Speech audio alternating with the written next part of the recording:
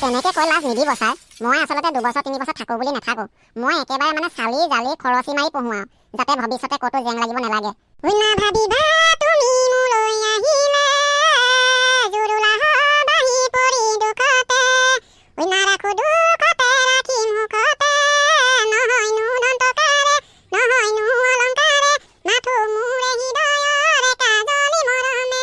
সঁচাকে দেই, এই বিহু গানবোৰ মনলৈ আহিলে কিবা বিহু বিহুহে লাগি যায়। ঐ স্কুললৈ আহি মই বিহু গাই থকা শুনিব লাগিলে মাষ্টৰে মোক পিঠি ফালিব। বহাগো পালেহি অৱশ্যে, বেছি দিন নাই আৰু। ঐ নাচনী ঐ তোমাৰ দুটি নয়নে, ঐ নাচনী ঐ ৰহ লাগি নাচাবা, ঐ নাচনী ঐ তুমি চালে আমি চাম, ও নাচনী ঐ বেয়া হ'লে নাপাবা। আগৰ দিনৰ বিহু নামবোৰ শুনিবলৈকে ভাল লাগে, কিবা এটা নহয় কিবা এটা অৰ্থ আছে। কিন্তু আজিকালি বিহু গান অকল ডিজে ধুম ধুম সেইডালহে শুনিবি আৰু। গোটেইখন একদম বুকু চকু কপাই পঠিয়াব। হাৰ্ট এটেক থকা মানুহ থাকিব লাগিলে হ'ল আৰু সেইটো বেহুচে পৰিব। আগৰ দিনৰ গানবোৰে ভাল আছিলে দেই। ঐ তই অকলে অকলে কি বল বলাই আছ? নে কিবা ভূত প্ৰেতে পালে নেকি তোক? অকলে অকলে কথা পাতি আছ যে? নহয় ছাৰ, মোক ভূত প্ৰেত একোৱে নাই পোৱা। বিহু পালেহি যে সেইটো কাৰণে কিবা এটা চিন্তা কৰি আছিলো। আও কৃষ্ণ, একেটা ক্লাছতে 2 বছৰ 3 বছৰ থকাতে তই বিহু উপলক্ষে কি চিন্তা কৰিলিও? তেতিয়াহ'লে হাতীটোক ইংৰাজীত কি বুলি কোৱা হয় বাৰু? ইমান উজু উজু প্ৰশ্নবোৰ সুধি আছে ছাৰে, অলপ টান টান সুধক সুধিবলৈ মন গৈছে যদি। হ'ব, আগতে এই উজু কেইটাকে কৈ লচোন। হাতীটোক ইংৰাজীত কি বুলি কয় কচোন?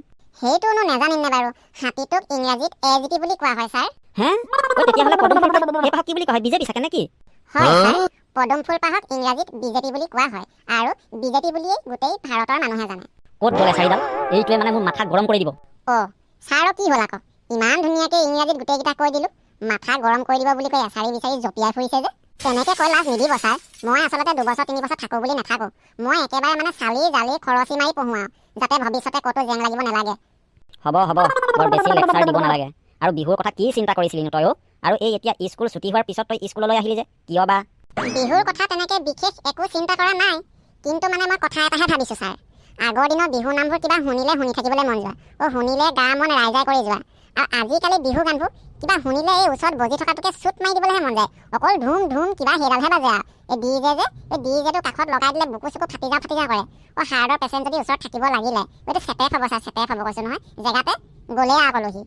হয় কিন্তু দেই, তই বৰ ডাঙৰ কথা এটাকে কলি আজি দেই। মই আকৌ তই যে এনেকুৱাবিলাক কথাও চিন্তা কৰিব পাৰ সেইটো কথা ভবাই নাছিলো। আজিকালি অলপ চলপ পৰা হৈছো আৰু ছাৰ। বাহিৰা কিতাপবোৰ মাজে মুঠে পঢ়ো যে, মাজে মুঠে মানে প্ৰায়ে বাহিৰা কিতাপে পঢ়ো মই আজিকালি। ক্লাছৰ কিতাপকৈ কিবা বাহিৰা কিতাপবোৰহে পঢ়ি ভাল লাগে। আউট নলেজ অলপো পায়, মটিভেশ্যনেল হ'ব বিচাৰিছো মানে অলপ। আও ৰাম, কি গছত গৰু উঠা হাল গছে কাণ খজোৱা নিচিনা কথা কৈছ তই। হয় ছাৰ, আপোনাৰ বিশ্বাস নহয় ন? বিশ্বাস নহয় যদি মোক ট্ৰাই কৰিব পাৰে। আজিকালি মই মানে কি বেছিভাগ বাহিৰা কিতাপ পঢ়োতো, মানে বাহিৰা কথাবিলাক অলপ বেছিকৈ জনা হৈছো আৰু। হ'ব হ'ব, পিছে তই স্কুললৈ কিয় আহিছিলি এতিয়া সেইটোকে কচোন বাৰু। ছাৰ, মই মানে স্কুললৈ অহা কাৰণটো হয় মই ক'বলৈ পাহৰিয়ে গৈছো। কাৰণটো মানে বিশেষ নাছিলে যদিও মানে বিশেষ আছে। মানে এইবাৰ বহাগত বিহু মঞ্চ এখন আমাৰ স্কুলৰ ফিল্ডতে পাতিম বুলি ভাবিছো।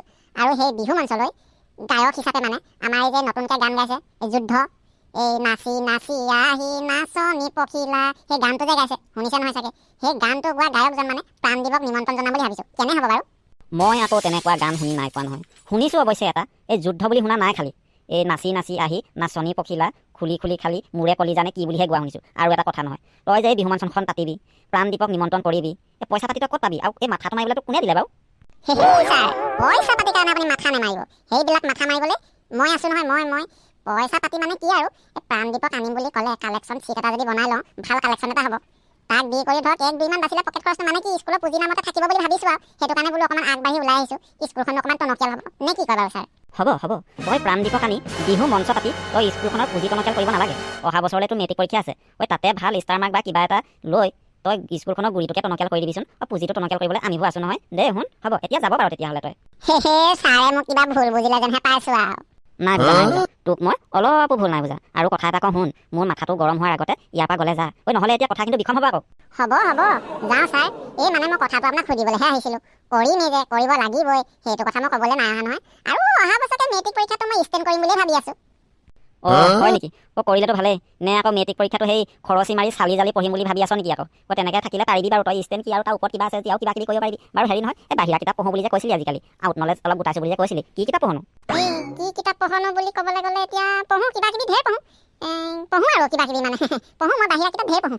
অঁ তাকে সুধিছোঁ কি পঢ়নো কিতাপৰতো নাম এটা আছে বাহিৰা কিতাপ হ'ল বুলি সেই বাহিৰা কিতাপখনতো নাম এটা থাকে সেই নামটোকে সুধিছোঁ কোনখন কিতাপ পঢ়নো সেইটো সুধিছে ন হেৰি মানে মই বেছিকৈ মানে ইংৰাজীটোত অলপ গুৰুত্বটো বেছি দিছোঁ 30 দিনত ইংৰাজী শিকা 15 দিনত ইংৰাজী শিকা এমাহত ইংৰাজী শিকা সেইবিলাক অলপ বেছি পঢ়োঁ আৰু মানে মই হয় হয় গুৰু ঈশ্বৰ মই জানিছোঁ আপুনি কি কিতাপ পঢ়িছে মই ভালকৈ গম পালোঁ 30 দিন আৰু এমাহৰ মাজত এটা ডিফাৰেঞ্চ আছে হয়তো সেইটো মই বুজি পোৱা নাছিলোঁ আজি কিন্তু ধুনীয়াকৈ বুজি পাই গ'লোঁ দেই হেৰি নহয় মানে সেই মোৰ নামটো কওঁতেহে খেলি মেলি হ'ল অসমীয়াত কৈ পালোঁ এবাৰ মানে ইংৰাজীত কৈ পালোঁ এটা যে নহয় মানে সংখ্যাত কৈ পালোঁ এবাৰ আখৰত কৈ পালোঁ এটা যে মানে সেই একেখনে আৰু মই কোৱাখনে সেইখনে আৰু উস্তাদি মাৰিবলৈ কেতিয়াও নেৰিলি আৰু তই দেই তই মৰি যাবি কিন্তু উস্তাদি নেৰিবি মই গম পাই গ'লোঁ বাৰু তই মোক এটা কথা কচোন তই যে কৈছ ইংৰাজী পঢ়ি আছোঁ বুলি একদম সাধাৰণ কথা এটাকে কচোন কুকুৰটোক ইংৰাজীত কি বুলি কয় ছাৰে যে কি কয় জানো অঁ জান যদি ক কুকুৰটোক ইংৰাজীত ডগ বুলি কয় ছাৰ আমটোক ইংৰাজীত কি বুলি কয় আমটোক ইংৰাজীত মেংগ বুলি কয় ছাৰ এই হাতখনক ইংৰাজীত কি বুলি কয় হাতখনক ইংৰাজীত কংগ্ৰেছ বুলি কোৱা হয় ছাৰ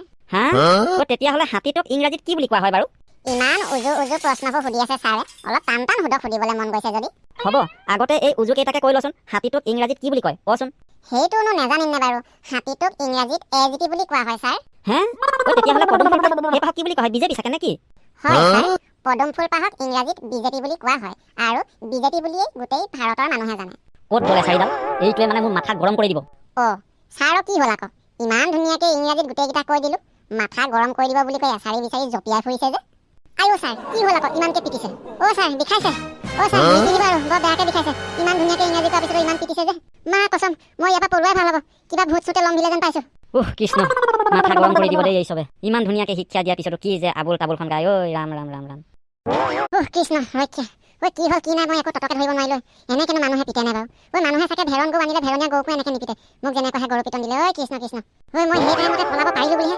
নহ'লেতো মোক আৰু দিলে হয় চাগে পিঠি চামৰা ফালি দিব দেই এইবোৰ মাষ্টৰে যাওঁ ঘৰতে গৈ অকণমান শুই লওঁগৈ ভাগ গৰাই পঠিয়ালে